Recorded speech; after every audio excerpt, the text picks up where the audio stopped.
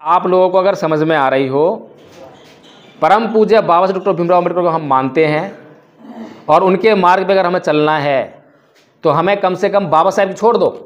बाबा साहब ने अपने पूरे जीवन में अपने लिए कुछ नहीं करा, जो कुछ करा समाज के लिए करा। एक बार पंडित नेहरू जी जो हैं संसद से बाहर निकल रहे थे तो बाबा साहब को बोलते हैं कि अरे बाबा साहब तुम किन लोगों के पीछे पड़े हो, ये लोग तुम्हें कुछ नहीं देंगे, ये लोग तुम्हें कुछ नहीं देंगे। और हुआ भी यही, बाबा साहब मुंबई से पहला चुनाव लड़े, हार गए हैं। संविधान में वोट का अधिकार दे रहे हैं बाबा साहब ने दिया अधिकार वोट का, पता है सबको।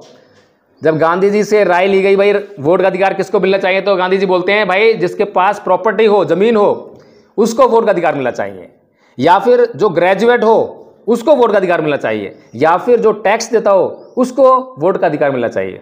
गांधी जी एंड कंपनी जो है ये बात कह रही है।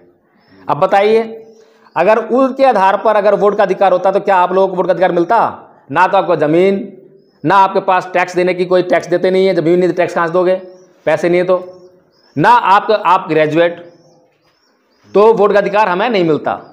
तो वोट का अधिकार किसने दिया? बाबा साहेब ने।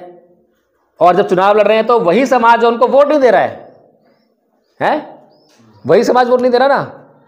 तो लेकिन बाबा साहेब से वो नेहरू जी क्या बोल रहे हैं, अरे बाबा साहेब तुम्हारा समाज तुम्हें कुछ नहीं देगा, तुम कांग्रेस ज्वाइन कर लो, हम तुम्हें उप प्रधानमंत्री बना देंगे, हम तुम्हें ये कर देंगे, हम तुम्हें वो कर देंगे। तो बाबा साहेब क्या बोलते हैं, चाहे मेरा समाज मुझे मार पीट कर इस लैंप पोस्ट पर लटका दे, मैं तब भी अपने ही समाज के लिए मरूंगा और जीऊंगा।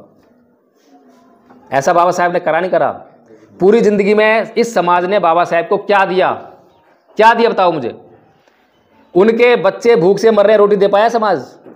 कपड़े दे पाया? उनकी बीवी भी दवाई के अभाव में मर गई, क्या दवाई दे पाया? कुछ नहीं दे पाया।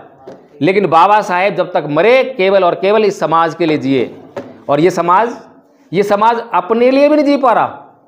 बाबा साहेब धर्म परिवर्तन अपने लिए कर रहे हैं क्या? बाबा साहेब ने अपनी मृत्यु से जब मरे हैं उससे सिर्फ 2 महीने पहले धर्म परिवर्तन करा है। अगर उन्हें धर्म परिवर्तन करना होता तो उन्हें इस बात छोड़ रहे कर लेते, अगर अपना फायदा करना होता तो तभी कर लेते ना। या हैदराबाद का निजाम जब कह रहा है, पटियाला रियासत का कह रहा है कि भैया हम हमारी आधी रियासत ले लो, सिख बन जाओ, जैनी भी आए, ईसाई भी आए, सब प्रलोभन दे रहे हैं, बन जाते, ले लेते पैसा, रियासत ले लेते। लेकिन नहीं, उनका एकमात्र उद्देश्य, पूरी जिंदगी का उद्देश्य जो है अपने समाज का कल्याण करना है, तो समाज से धोखा नहीं कर सकते। लेकिन हम लगातार जो है अपने से ही धोखा कर रहे हैं, क्योंकि बाबा साहेब ने जो कुछ भी मार्ग बताया है वो हमारे कल्याण के लिए बताया है।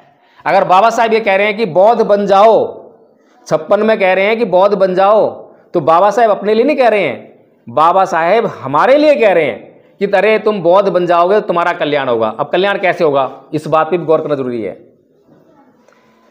बौद्ध बनने से पहले 56 में बौद्ध बन रहे हैं, 50 में आपका संविधान लागू हो गया है, ठीक है, और आपको सारे अधिकार मिल गए हैं उसमें।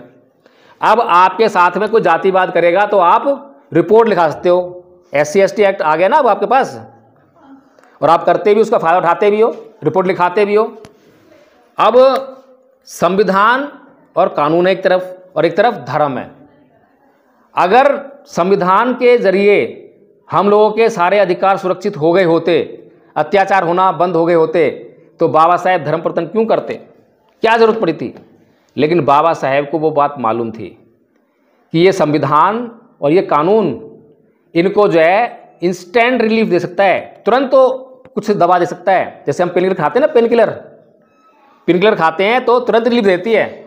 लेकिन जो आदमी एक बार खा ली, फिर अगले हफ्ते फिर दर्द हो गया, फिर खा ली, अगले महीने हो गया, फिर खा ली, 2-4 साल उसने पेन किलर से अपना काम चलाया, तो फिर जब उसके बाद डॉक्टर पास जाता है तो डॉक्टर जांच करता है, फिर रिपोर्ट आती है, रिपोर्ट में क्या आता है, अरे भाई तुझे तो कैंसर है। ऐसा होता है ना कई बार, तो ये तो बड़ी गंभीर बीमारी है और अब तो लाइलाज हो गई है, मरना ही एकमात्र उपाय है। तो हमारा समाज भी ऐसा ही है।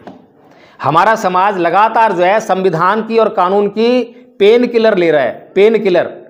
जब भी किसी ने जो है जातिवादी अत्याचार किया, तुरंत जाके रिपोर्ट लिखा दी, रिपोर्ट लिखाई, ठीक है, उस वक्त तो समाधान ठीक है, लेकिन परमानेंट सॉल्यूशन नहीं हुआ। वो जो अत्याचार करने वाला आदमी है क्या मान गया क्या अत्याचार नहीं करेगा? उसके अंदर आग जल गई, मुझे जेल भेजा है, चलेगी ना आग? शांत होना होगा। तो बाबा साहेब इस बात को जानते हैं, इसीलिए बाबा साहेब धम्म दे रहे हैं